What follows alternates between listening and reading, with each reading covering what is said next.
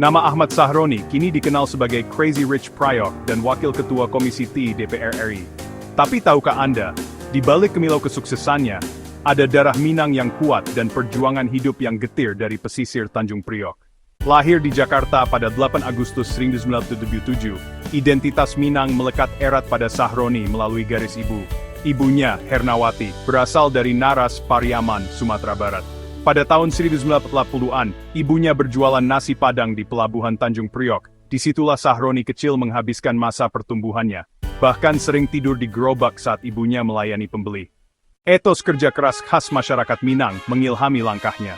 Sebelum sukses, ia mencoba berbagai pekerjaan kasar, tukang semir sepatu, ojek payung, sopir truk, hingga kru kapal dan pencuci piring.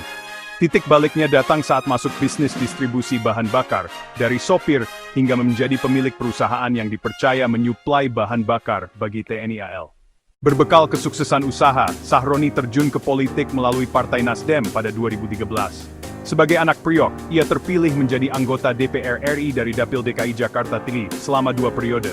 Dikenal vokal menyuarakan isu hukum seperti revisi UU Narkotika dan dukungan RUU PKS. Kini ia juga menjabat sebagai Bendahara Umum DPP Nasdem.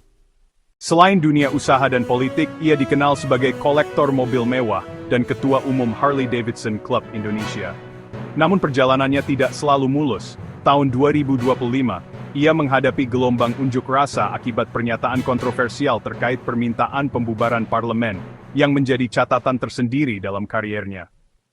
Dari gerobak nasi Padang hingga kursi pimpinan DPR, kisah Ahmad Sahroni adalah bukti nyata bagaimana darah Minang dan kerasnya kehidupan Jakarta membentuk sosok pejuang yang tak pernah menyerah pada takdir.